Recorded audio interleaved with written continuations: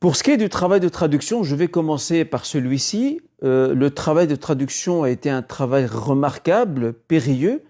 Il n'est pas facile de traduire une œuvre médiévale et de surcroît de traduire Ibn al-Qayyim tout court, parce qu'Ibn al-Qayyim a son style bien particulier. Avant d'être juriste, avant d'être savant du hadith, avant d'être un maître dans la spiritualité, l'imam Ibn al-Qayyim est aussi un homme de lettres. Un homme de lettres doté d'une plume très raffinée, avec des styles ou des formules stylistiques déroutantes.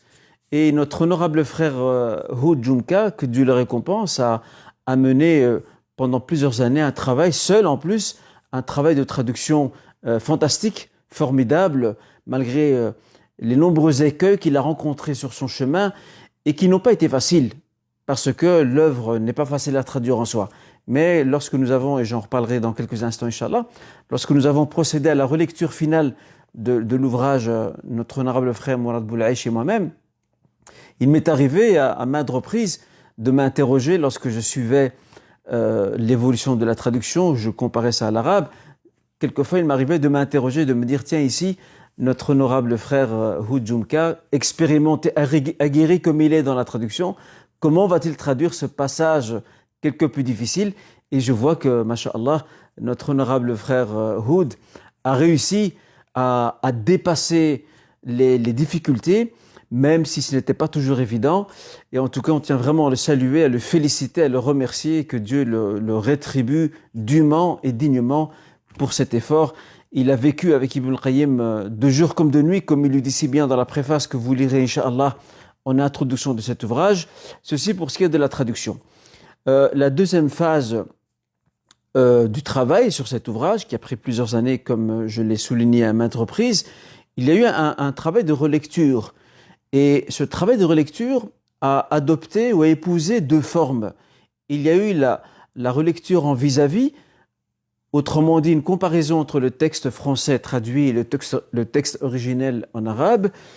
Ensuite, la deuxième forme fut celle de la relecture du français seulement pour essayer de débusquer les éventuelles erreurs de formulation, de style, d'orthographe, grammaire, etc. Vient ensuite la troisième et dernière étape. Donc nous avons la traduction, le travail de relecture de vis-à-vis.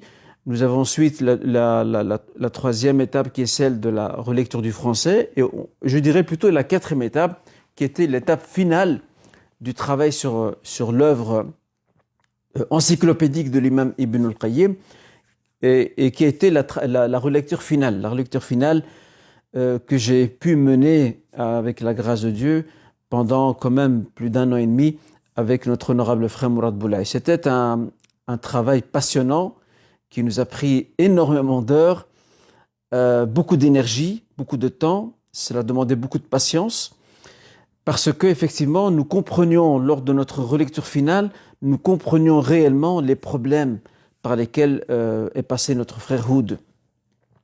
En tout cas, je remercie les éditions de Hadith de m'avoir permis de me pencher sur la relecture finale.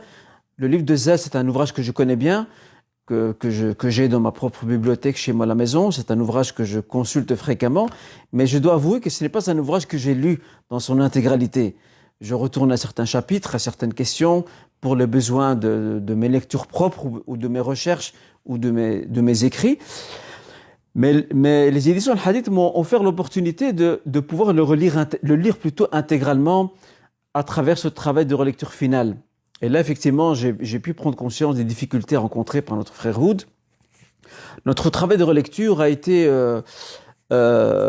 poursuivi à travers différents objectifs que nous voulions absolument atteindre. Non seulement pouvoir nous assurer que la traduction est au top, ce qui était le cas bien sûr, ce qui ne nous a pas empêché de faire des retouches, d'apporter plus de précision, plus de clarification, et sachant que nous nous sommes basés aussi sur deux éditions critiques de la version arabe originelle du livre, qui est l'édition la plus connue, mais qui n'est pas nécessairement la meilleure, hélas, c'est l'édition de la maison d'édition Al-Risala, l'édition libanaise, qui a été publiée par les soins des deux chouyours Chouaib et Abdelkader Arnaout, qui ont fait un travail remarquable, il faut quand même le dire. Et puis nous avons une deuxième version, une deuxième édition critique du livre d'Ibn al-Qayyim, Zad al-Ma'ad, qui est celle de Dar Alam al-Fawaid, et qui est un travail collectif de plusieurs chercheurs sous la supervision de son vivant, en tout cas, du Cheikh Bakr Abou Zayd. Cheikh Bakr Abou Zayd est un savant de Riyad qui était réputé être un fin connaisseur de l'imam Ibn al-Qayyim. Il a consacré nombre de ses travaux sur l'auteur et sur ses ouvrages. Et quelques années avant de mourir, il avait établi un plan pour un projet ambitieux qui consistait à une publication sérieuse, rigoureuse de tous les ouvrages d'Ibn al-Qayyim. Et pour ce faire, il a rédigé une méthode de travail, de recherche, d'édition critique qu'il avait entamée avant de décéder et que ces chercheurs ont poursuivi.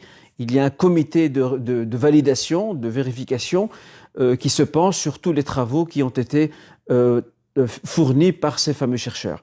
Donc la deuxième édition est pour nous très importante, elle est plus récente, mais en même temps, nous l'avons aussi retenue. Pourquoi ?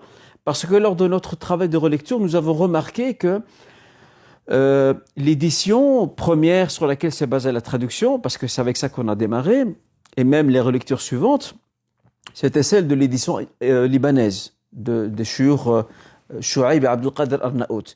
Mais en comparant avec la dernière version de l'édition critique de Dar Alam al-Fawaid, maison d'édition présente à Riyad, nous avons remarqué qu'il y avait des mots, des phrases qui ont chuté, qui ne sont pas présents dans la première édition. Ce qui nous a amené à nous poser la question par rapport à la traduction et la nécessité de compléter cela dans la traduction. Donc cela signifie qu'il y a eu un impact sur la traduction même. Notre travail de traduction nous a aussi amené à apporter quelques réajustements. Je rappelle, c'est un style médiéval, pas facile. Il y a des terminologies qu'utilise l'imam Ibn al-Qayyim. Nous avons été, Mourad Boulaïch, moi-même, amené à les retoucher, à les redéfinir selon le jargon des juristes.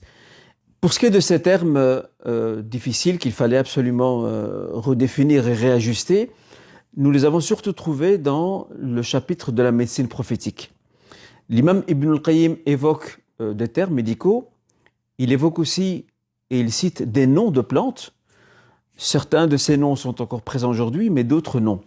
Nous avons dû mener un travail de recherche, un véritable travail de fourmi, titanesque, qui nous a mené, on avait l'impression que nous menions un travail d'enquête, enquête criminelle, parce que nous avions un terme, nous devons absolument retracer son origine. Et je ne vous cache pas que quelquefois, un seul mot nous prenait pratiquement une semaine pour pouvoir lui donner la meilleure appellation, ou la plus proche en tout cas, de celle qui correspond à ce qui est utilisé aujourd'hui. Donc c'est un travail quand même, le travail de relecture a été un travail éprouvant, mais aussi passionnant, parce qu'on a appris aussi beaucoup de choses. Nous avons même dû consulter des médecins aussi, par rapport à certaines appellations ou terminologies utilisées par Imam Ibn al-Qayyim, pour comprendre quelque part les équivalents aujourd'hui dans la médecine moderne. Ceci pour ce qui est des difficultés qu'on a rencontrées tant au niveau de l'édition qu'au niveau des termes utilisés par l'imam Ibn al-Qayyim, qu'ils soient religieux, juridiques ou encore même de l'ordre médical. Nous avons aussi enrichi l'ouvrage par des notes de bas de page. Pour nous, c'était très important de le faire. Nous aurions pu nous contenter d'une simple traduction et de fournir un texte brut. Nous avons fait le choix inverse, qui est d'enrichir le livre par des notes de bas de page qui proposent des biographies très brèves de certains noms propres cités par l'imam Ibn al-Qayyim et qui ne sont pas connus du public francophone, définition de certaines terminologies, définition de certains lieux, mise en contexte de certaines questions, définition également aux précisions apportées à certains événements au contexte historique pour que le lecteur se plonge dans cette époque et comprenne les tenants et aboutissants de ce qu'évoque l'imam Ibn al-Qayyim. Pour ce qui est du référencement des hadiths, nous nous sommes essentiellement basés sur le référencement, en tout cas pour ce qui est de Sahih Muslim, de notre édition à nous, enfin, en tout cas les éditions de Al-Hadith, et pour Sahih Bukhari, il s'agit de la numérotation de Mohamed Fouad Abdel Baqi qui est de vigueur dans la plupart des éditions arabophones et francophones.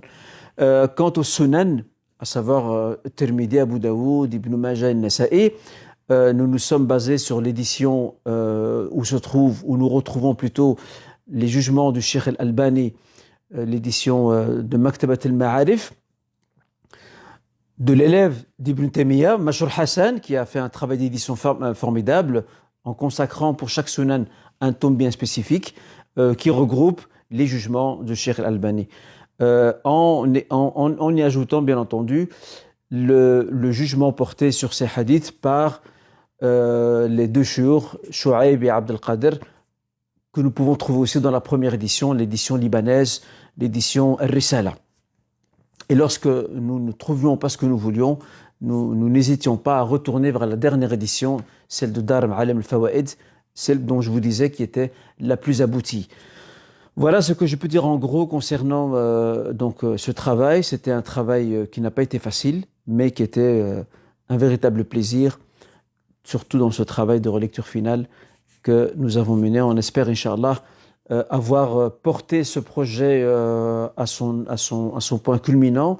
Nous ne prétendons pas la perfection, il y a certainement encore des coquilles. D'ailleurs, nous invitons nos lecteurs à ne pas hésiter à nous envoyer leur mail ou leurs remarques au cas où ils y trouveraient des coquilles. Il y en a certainement. Il ne faut pas oublier qu'il y a plus de 2000 pages, ce qui n'est pas en soi chose à négliger. Et voilà ce que je souhaitais dire par rapport à cette question de la traduction de la lecture, alhamdulillah.